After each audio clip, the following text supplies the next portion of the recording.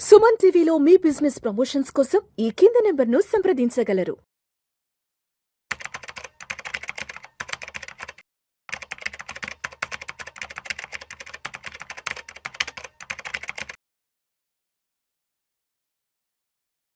నమస్తే, welcome to Vishnu talks. నేను విష్ణు. ప్రస్తుతం మనతో పాటు senior chartered accountant Uchchidi Balaram Reddy గారు ఫ్రమ్ దుబాయ్ నుంచి హైదరాబాద్ వచ్చి ప్రస్తుతం మనతో పాటు సుమన్ టీవీ స్టూడియోలో ఉన్నారు. సో బలరాం రెడ్డి గారితో మాట్లాడదాం.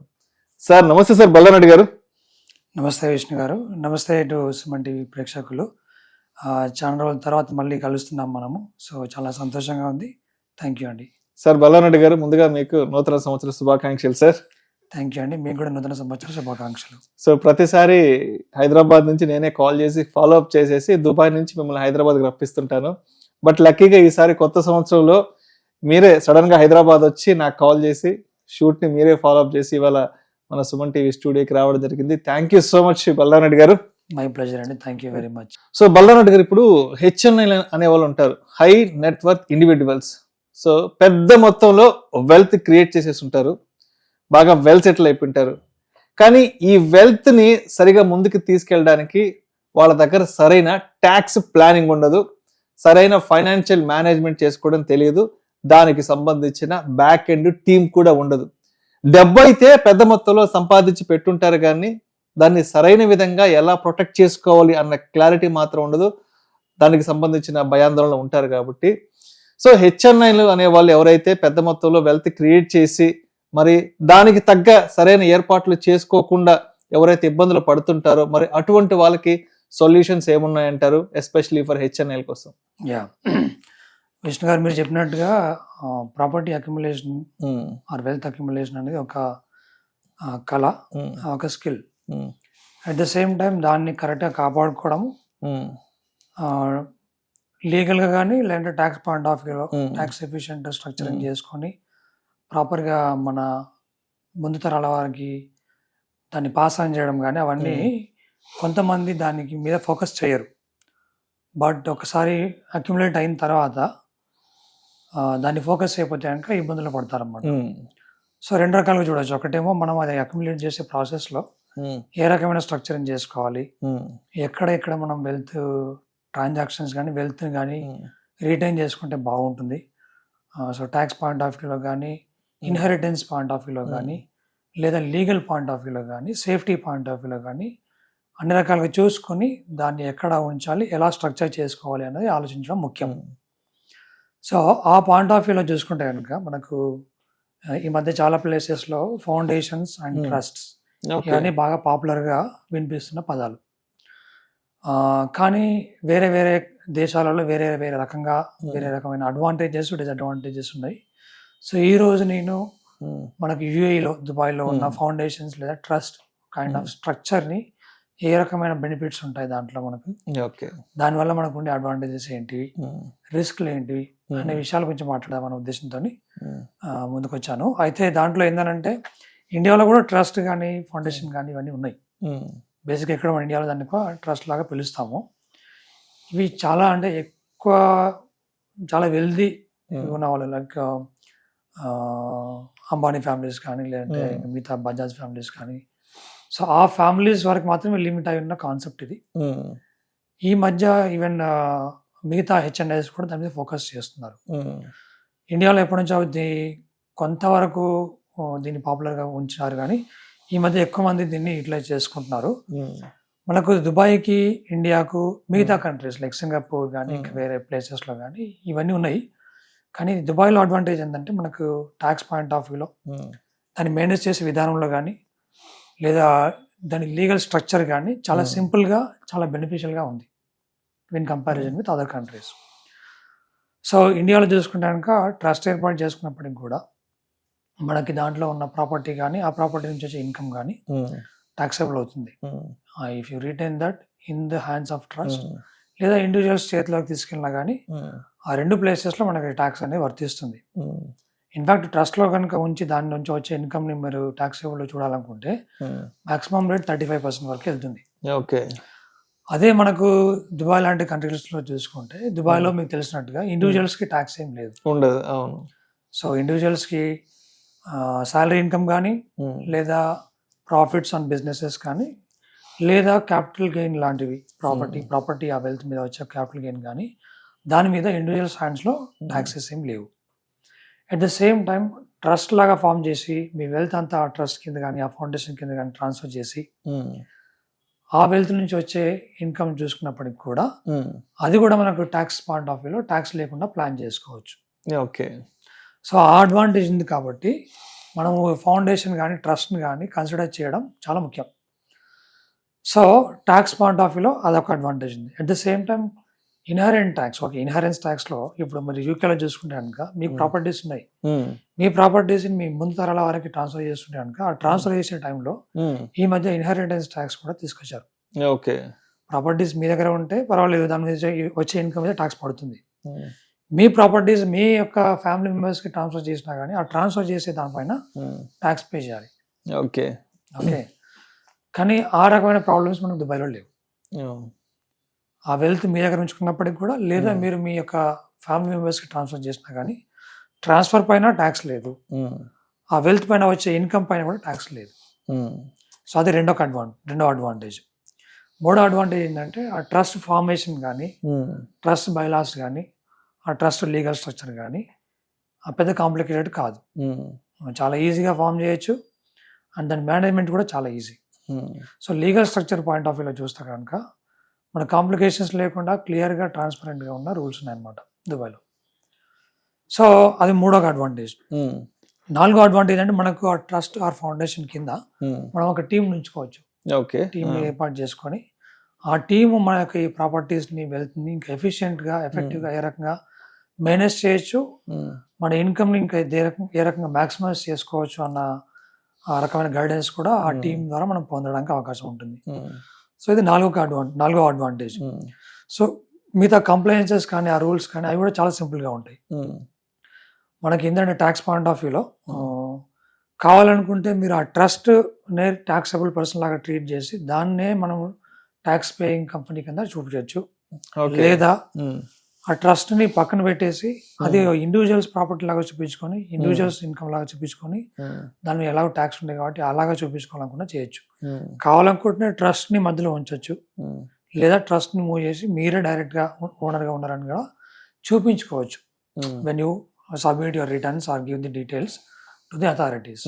సో ఆ రకమైన మనకు ఫ్లెక్సిబిలిటీ కూడా ఉంటుంది అనమాట. సో ఈ రకమైన వేరియస్ అడ్వాంటేజెస్ ఉండడం వల్ల ఈ మధ్య చాలా మంది హెచ్ఎన్ఐస్ అంటే medium to high net worth individuals వీళ్ళంతా దుబాయ్ లేదా యుఏఈ ప్లేస్కి వచ్చేసి అక్కడ ఫౌండేషన్స్ క్రియేట్ చేసుకొని local properties at the same time బయట ఉన్న ప్రాపర్టీస్ కంపెనీస్ కావచ్చు, లేదంటే బిల్డింగ్స్ ఆర్ వెల్త్ ఆ ప్రాపర్టీస్ కావచ్చు, ఏమైనప్పుడు కూడా ఈ ఫౌండేషన్ ప్రాసెస్లో ట్రాన్స్ఫర్ చేసుకొని దాని ద్వారా అడ్వాంటేజెస్ పొందుతున్నారు. ఓకే. సో అది మెయిన్గా మనం చూడాల్సిన విషయం. ఈ మనకి ఇప్పుడు ఈ విల్ కానీ ఇవన్నీ మనం అందులో రాసుకుంటే మీకు ఆ క్వశ్చన్ అది కూడా ఉండొచ్చు. ఇన్హెరిటెన్స్ చేసేప్పుడు ఇప్పుడు ఫ్యామిలీ వెల్త్ని సక్సెసర్స్కి ఏ రకంగా మనం దాన్ని డిస్ట్రిబ్యూట్ చేయాలి, ఎవరికి ఎంత ఇవ్వాలి, ఏది ఇవ్వాలి అనేది కూడా మనం ఆ ఫ్యామిలీ ఆ ఫౌండేషన్ బైలాస్లో మనం క్లియర్గా రాసుకోవచ్చు. రాసుకొని దాన్ని ఎవరు మేనేజ్ చేయాలి, ఎవరికి చెందుతుంది, ఎవరు దాన్ని మేనేజ్ చేయాలి, ఆ రకమైన క్లియర్ గైడ్ లైన్స్ పెట్టుకొని ఆ బైలాస్లో అన్ని రాసుకొని మనము ఒక విల్లు లాగా పెట్టుకొని దాన్ని ఇన్హెరిటెన్స్ కూడా ట్రాన్స్పరెంట్గా క్లియర్గా ఇబ్బందులు లేకుండా చేసేట్టుగా చేసుకోవచ్చు అనమాట. రైట్. సో అయితే ఇప్పుడు ఇక్కడ ఒక పాయింట్ అరైజ్ అయింది నాకు. అంటే ఇప్పుడు దుబాయ్కి వెళ్ళి అక్కడ ట్రస్ట్ ఏర్పాటు చేసుకుని సో అక్కడ మనం ఏదైనా ట్యాక్స్ పాయింట్ ఆఫ్ వ్యూలో కొంత చేసుకోవచ్చు అన్నది మీరు చెప్పిన దానికి ఇప్పుడు అర్థమైంది. బట్ అంటే దుబాయ్కి వెళ్ళలేని వాళ్ళు ఉంటారు మీరు చెప్పినట్టు. అంటే యుఏఈకి వెళ్ళి అక్కడ ఒక ట్రస్ట్ ఏర్పాటు చేసుకోవడం కష్టమైన వాళ్ళకి ఏమైనా ఆల్టర్నేటివ్స్ ఏమైనా ఉంటాయండి? వాళ్ళు కూడా ఇక్కడ నుంచి వాళ్ళు క్రియేట్ చేసుకోవచ్చు, అక్కడే ఉండాల్సిన అవసరం లేదు. అప్పుడు ఏంటంటే ట్రస్ట్ నేమ్ పైన ఓకే ఇండియాలో ఉన్న ప్రాపర్టీస్ గురించి వెల్త్ గురించి ఆ రకమైన ప్లానింగ్ చేయడం కష్టం అవుతుంది. బట్ బయట ఉన్న ప్రాపర్టీస్ కానీ బయట ఉన్న వెల్త్ కానీ మీరు ఆ ట్రస్ట్ లేదా ఆ ఫౌండేషన్ కింద మీరు ట్రాన్స్ఫర్ చేసిన తర్వాత అది అక్కడనే రిస్ట్రిక్ట్ అయిపోతుంది. ఇంకా మీరు ఇండియాలో ఉన్నప్పుడు కూడా ఫౌండేషన్ కిందనే ఉంటుంది కాబట్టి బయట ఉన్న అసెట్స్ అంతా ఆ ఫౌండేషన్ కిందకే వస్తుంది. సో ఆ రకమైన ప్లానింగ్ చేసుకొని దాన్ని అక్కడ రిజిస్టర్ చేసుకోవచ్చు. ఎప్పుడైతే మీరు సక్సెస్ లేదంటే మీ ఫ్యామిలీ మెంబర్స్ ఎవరైతే మీరు బయటకు వెళ్తారో ఫర్దర్ గా అప్పుడు దాన్ని బెనిఫిషరీగా దాన్ని చేసుకొని వాళ్ళు కంటిన్యూ చేయడానికి అవకాశం ఉంటుంది. సో ఆ రకంగా కూడా ప్లాన్ చేసుకోవచ్చు. ఓకే, మీకు ఓన్లీ ఇండియాలో మాత్రమే ఉంది ప్రాపర్టీస్, ఇండియాలో మాత్రమే చేస్తున్నారంటే అప్పుడు మీకు అడ్వాంటేజ్ ఉండకపోవచ్చు. మీకు ఇండియాలో ఉన్నాయి ప్రాపర్టీస్, బయట కూడా ఉన్నాయి, బయట కూడా కంపెనీస్ ఉన్నాయి, బయట కూడా వెళ్తుంది అనుకో, అట్లీస్ట్ ఈ బయట ఉన్న వెల్త్ని కానీ ప్రాపర్టీస్ కానీ వాటి అన్నిటిని ఆ ఫౌండేషన్ కిందకి ట్రాన్స్ఫర్ చేసుకొని అక్కడ నుంచి మేనేజ్ చేసుకుంటే మీకు చాలా అడ్వాంటేజెస్ ఉంటాయి. అంటే ఇప్పుడు బయట ఉన్న ప్రాపర్టీస్ అంటే ఫర్ ఎగ్జాంపుల్ ఇప్పుడు మనకి యూరోప్ కంట్రీస్ లో ఉన్న ప్రాపర్టీస్ కానీ లేదంటే ఇంకేదైనా మిడిల్ ఈస్ట్ లో ఉన్న ఏదైనా సరే మనం అక్కడికి తెచ్చుకోవచ్చు అంటారు, అక్కడికి ట్రాన్స్ఫర్ పెట్టుకోవచ్చు ఆ ఫౌండేషన్ కిందకి. ఆ ఫౌండేషన్ కిందకి తీసుకెళ్లి ఈ అడ్వాంటేజెస్ అని మనం ఆ ఫౌండేషన్ ద్వారా పొందడానికి అవకాశం ఉంటుంది అన్నమాట. Okay. So at the same time కొంతమందికి నాన్ రెసిడెంట్ లాగా అవడానికి అవకాశం ఉన్న వాళ్ళకైతే పర్ఫెక్ట్ గా సూట్ అవుతుంది. సో నాన్ రెసిడెంట్ గా ఉన్న వాళ్ళకి ఏంటంటే ఇప్పుడు ఇండియాలో ఉన్న ప్రాపర్టీస్ కి ఇండియాలో ఉన్న ఇన్కమ్ కి దెర్ ఇస్ నో ఆల్టర్నేటివ్. ఇక్కడ వస్తుంది కాబట్టి ఇక్కడ ట్యాక్స్ పాయింట్ ఆఫ్ వ్యూలో చేయాల్సిందే పేమెంట్. కానీ ఓవర్ ఏ పీరియడ్ మీకు ఆ ఇన్కమ్ కానీ లేదంటే మిగతా బయట మీరు పోగు చేసుకున్న వాటిని కరెక్ట్ గా మేనేజ్ చేసుకోవాలంటే మాత్రం ఇది ఒక పర్ఫెక్ట్ సొల్యూషన్ అన్నమాట. సో బలరాం రెడ్డి గారు, ఇప్పుడు మీరు యూఏఈలో మన ఒక ట్రస్ట్ ఏర్పాటు చేసుకొని మన ప్రాపర్టీస్ అంతా కూడా ఆ ట్రస్ట్ కిందకి తెచ్చుకొని అలా మేనేజ్ చేసుకోవచ్చు అని చెప్పారు కదా, మరి ఒక ట్రస్ట్ ఏర్పాటు చేసుకోవాలంటే దానికి ఎంత ఖర్చు అవుతుంది, దాన్ని ఎవరి ద్వారా మేనేజ్ చేయించాలి, దాన్ని మేనేజ్ చేయడానికి మరి ఏదైనా వేరే టీం ఏదైనా బ్యాక్ ఎండ్ ఏదైనా పెట్టుకోవాలా ఏంటి అసలు? కరెక్ట్ క్వశ్చన్ అండి ఇది. అంటే చాలా మందికి ఇలాంటి డౌట్లు ఉంటాయి డెఫినెట్ గా. ఫౌండేషన్ లేదా ట్రస్ట్ ని ఏర్పాటు చేయడానికి పెద్దగా ఖర్చు ఏం అవ్వదు. అక్కడ ఏంటంటే ఒక 4 to 5 lakhs రూపీస్ మనం కనుక స్పెండ్ చేయగలిగితే కనుక we can form a foundation. So ఒకసారి ఫౌండేషన్ క్రియేట్ అయిందంటే ఈ ట్రాన్స్ఫర్స్ ఇవన్నీ ఏవైతే ఉంటాయో అసెట్ ట్రాన్స్ఫర్స్ కానీ ఇవన్నీ ఆ నామినల్ రిజిస్ట్రేషన్ ఛార్జెస్ తోటి మనం ట్రాన్స్ఫర్ చేయడానికి ఉంటుంది. విత్ ఇన్ యూఏఈలో ఉన్న ప్రాపర్టీస్ అయితే కనుక 2% of registration value registration charges ఏమో ఉంటుంది. Okay, with in UAE. బయట వాటికైతే ఆ బయట రెస్పెక్టివ్ కంట్రీస్ లో ఉన్న వాటి మాత్రమే అప్లికబుల్ అవుతుంది. బట్ యూఏఈలో దానికి అదేమి ఉండదు. సో ఫార్మేషన్ చాలా సింపుల్ గా చేసుకోవచ్చు. దానికి అయ్యే ఖర్చు కూడా పెద్ద ఖర్చు ఏం కాదు, 4 to 5 lakhs రూపీస్. తర్వాత దాని మేనేజ్మెంట్ కూడా కంప్లైన్సెస్ కూడా రెగ్యులర్ గా year on year compliances. So same మనకి ఇదే ఆ రేంజ్ ఆఫ్ అమౌంట్ లో రిన్యూవల్ అవుతున్నాయి, దానికి పెద్ద ఖర్చు అవ్వదు. కంప్లైన్సెస్ మనకు అంటే ఉన్న ప్రాపర్టీ ఎంత ఉంది, వెల్త్ ఎంత ఉంది, ఎంత వాల్యూ ఉంది, దానికి సరిపడే టీం ఎంత, మనకి ఏమైనా ఎక్స్టర్నల్ ఎక్స్పర్టీస్ కావాలా, అలాంటి దాన్ని బట్టి మనకి ఎంత ఖర్చు అవుతుంది అనేది వేరీ అవుతుంది. సో ఇప్పుడు మాలాంటి కన్సల్టెంట్స్ మేము అక్కడ మీకు తెలుసు కదా, మేము ఆడిటర్స్ ఉన్నాం కాబట్టి సో మేము ప్రతిదీ ఎండ్ టు ఎండ్ మనము వాళ్ళకి గైడ్ చేయడం కానీ సర్వీస్ ప్రొవైడ్ చేయడం కానీ చేస్తాం. ఫౌండేషన్ క్రియేట్ చేయాలన్నా, క్రియేట్ చేసిన తర్వాత దాన్ని రెగ్యులర్ గా మెయింటెనెన్స్ చేయాలన్నా, దానికి అవసరమయ్యే ఇయర్లీ కంప్లైన్సెస్ చేయాలన్నా కానీ కొంతవరకు దాని మేనేజ్మెంట్ లో సరిపడే టీమ్ ని ప్రొక్యూర్ చేయడంలో లేదా మొబిలైజ్ చేయడంలో హెల్ప్ కావాలన్నా కానీ మనం చేస్తుంటాం. రైట్. అయితే ఇప్పుడు మీరు, సారీ ఫర్ ది ఇంటరప్షన్, ఇప్పుడు కొంత ఎక్స్పర్ట్స్ టీం అనేది దానికి కావాలని చెప్తున్నారు ఆ ట్రస్ట్ కి, ఫౌండేషన్ కి. అంటే పర్టికులర్ గా ఎటువంటి ఎక్స్పర్ట్స్ ను మనం హైర్ చేసి తెచ్చిపెట్టుకోవాలి ఆ ఫౌండేషన్ కోసం అసలు? ఇప్పుడు అది కూడా మనకి మన ప్రొఫైల్ ని బట్టి మారుతూ ఉంటుంది. మనకుండే ప్రాపర్టీస్ ఎలాంటివి, దానికి ఏ రకమైన ఆపరేషన్స్ టీమ్ కావాలి. ఎగ్జాక్ట్లీ. ఫర్ ఎగ్జాంపుల్ కొందరికి ఓన్లీ రియల్ ఎస్టేట్ ప్రాపర్టీస్ ఉంటాయి, దానికి ఆ రియల్ ఎస్టేట్ మేనేజ్ చేయడానికి అవసరమయ్యే టీం సరిపోతుంది. అందులో కూడా కొంత రియల్ ఎస్టేట్ డైరెక్ట్ వేరే వాళ్ళకి రెంటల్ మేనేజ్మెంట్ కో ప్రాపర్టీ మేనేజ్మెంట్ కన్సల్టెంట్ కో ఇచ్చేసి ఉంటారు కనుక అప్పుడు ఇంకా మీకు పెద్దగా టీమే అవసరం ఉండదు. జస్ట్ ఓన్లీ ఆ ట్రస్ట్ కింద ట్రాన్స్ఫర్ చేయడం కోసం అవసరమయ్యే డాక్యుమెంటేషన్, ఆ మిగతా కంప్లైన్సెస్ సరిపోతున్నాయి. అది కాకుండా మిగతా మేనేజ్మెంట్ చేయడానికి టీమ్ ఏం అవసరం లేదు. రెగ్యులర్ కంప్లైన్సెస్ ఏవైతే ఉంటాయి, ఫైలింగ్స్ కానీ అవన్నీ అది మాలాంటి ఎక్స్టర్నల్ కన్సల్టెన్సీ తీసుకుంటే సరిపోతుంది. లేదు మీకు హోటల్స్ ఉన్నాయి, హోటల్ బిజినెస్, రిసార్ట్స్ ఉన్నాయి, సో అలాంటి వాటిని మీరే మేనేజ్ చేస్తున్నారు, మీకు టీం ఉంది మేనేజ్ చేయడానికి, కానీ ఓవరాల్ సూపర్వైజ్ చేయడానికి ఒక టీం కావాలనుకోండి, అప్పుడు మీకు ఆ రెస్పెక్టివ్ ఏరియాలో ఆ పర్టికులర్ ఇండస్ట్రీలో ఎక్స్పర్టీస్ ఉన్న వాళ్ళని తీసుకోవాల్సి వస్తుంది. ఇది ఆపరేషన్ సైడ్ మేనేజ్ చేయడానికి. Finance side, compliances side, finance related experience ఉన్న వాళ్ళని తీసుకుంటే సరిపోతుంది. సో ఆ రకమైన అంటే మనకి ఏ రకమైన బిజినెస్ ఉంది, ఏ రకమైన ప్రాపర్టీస్ ఉన్నాయి, ఏ రకమైన వెల్త్ ఉంది, దాన్ని ఏ రకంగా ఆపరేట్ చేసుకోవాలి అన్న దాన్ని బట్టి మనకి ఎట్లాంటి టీం కావాలి, ఎంత సైజ్ టీం కావాలి, ఎలాంటి ఎక్స్పీరియన్స్ ఉన్న వాళ్ళు కావాలనేది డిసైడ్ చేసుకోవాల్సి వస్తుంది అనమాట. ఓకే. సో ఇప్పుడు మరి యూఏవీలో ఎవరైనా ఫర్దర్గా ఏదైనా ఒక ట్రస్ట్, ఒక ఫౌండేషన్ ఏర్పాటు చేసుకోవాలి అంటే మిమ్మల్ని అప్రోచ్ అయితే మీది ఏదైనా ఉంటుందా? మమ్మల్ని అప్రోచ్ అయితే మనం అంటే ఓన్లీ ఫౌండేషన్ ఫామ్ చేయడంలోనే కాకుండా ఫౌండేషన్ కింద ఎట్లాంటి ప్రాపర్టీస్ తీసుకొచ్చుకోవచ్చు, ఎలాంటి వెల్త్ని తీసుకొచ్చుకోవచ్చు, ఎలా స్ట్రక్చర్ చేయాలి దాన్ని, అంటే మనకు లాని పాటిస్తూ దానిలో ఉన్న అడ్వాంటేజ్ని తీసుకోవడం ఎలాగా అనే స్ట్రక్చరింగ్ అడ్వైస్ కూడా మనం ఇస్తుంటాం. So trust or foundation start చేసే కంటే ముందే మనం చేయడం వల్ల ఉన్న అడ్వాంటేజెస్ ఏంటి, దానిలో ఉన్న ఖర్చు ఎంత, దానికి మీద ఉన్న కంప్లైన్సెస్ ఏంటి, దాన్ని ఏ రకంగా మనం రెగ్యులర్గా మెయింటైన్ చేయాలి, ఇన్ కేస్ మనం క్లోజ్ చేయాలనుకుంటే ఏ రకంగా వైండప్ చేసుకోవాలి, అప్పుడు ప్రాపర్టీ ఆర్ వెల్త్ని ఏ రకంగా ట్రాన్స్ఫర్ చేసుకోవాలి, అంటే ఈ బిగినింగ్ నుంచి ఎండ్ వరకు అవసరమైన డీటెయిల్స్ అన్ని ప్రొవైడ్ చేస్తూ వాళ్ళకి ఒక క్లియర్ పిక్చర్ ఇస్తూ ఒకవేళ వాళ్ళు కన్విన్సింగ్ అనిపిస్తే అప్పుడు వాటిని మనం స్టార్ట్ చేయడంలో హెల్ప్ చేయడం, రెగ్యులర్ మెయింటెనెన్స్ అండ్ కంప్లైన్సెస్లో హెల్ప్ చేయడం చేస్తాం అనమాట. మనకి ఫుల్ ఫ్లెడ్జ్ టీం ఉంది, ఎక్స్పర్టీస్ ఉన్న టీం మెంబర్స్ అంతా ఉన్నారు. మనం దుబాయ్లోనే మనకు ప్రెజెన్స్ ఉంది, ఒక 50 మెంబర్స్ టీం ఉంది కాబట్టి ఆ కేపబిలిటీస్ ఉన్నాయి కాబట్టి we can definitely provide a proper service and solution to right. So అయితే ఇప్పుడు బలరాం రెడ్డి గారు, ఇప్పుడు మనం అంటే పర్టికులర్గా ఇప్పటిదాకా మాట్లాడుకుంది ఏంటంటే, ఇప్పుడు హెచ్ఎన్ఐలు అనే వాళ్ళు ఎవరైతే సరిగ్గా వెల్త్ మేనేజ్మెంట్ చేసుకోలేకపోతున్నారో అటువంటి వాళ్ళు ఏదైనా ఉంటే అక్కడ ఒక ట్రస్ట్ ఏర్పాటు చేసుకుని, ఒక ఫౌండేషన్ ఏర్పాటు చేసుకుని కొంత ఎక్స్పర్ట్స్ టీమ్ని అక్కడ అరేంజ్ చేసుకొని చేసుకోవచ్చు అన్నాం. అంటే ఇప్పుడు ఎంత నెట్వర్క్ ఉన్న వాళ్ళకి అక్కడ ఫౌండేషన్ ఏర్పాటు చేసుకుంటేనో లేదంటే అక్కడ ట్రస్ట్ ఏర్పాటు చేసుకుంటే గిట్టుబాటు అవుతుంది? దాని గురించి ఒక డీటెయిల్గా చెప్పగలరు? ఇప్పుడు నేను ఇందాక చెప్పినట్టుగా 2 విషయాలు. ఒకటేమో మనకు వెల్త్లో ఎక్కడ ఉంది మన వెల్త్, ఇండియాలో ఉందా బయట ఉందా, దాన్ని ఏ రకంగా మెయింటైన్ చేసుకోవాలని ఒకటి చూసుకోవాలి.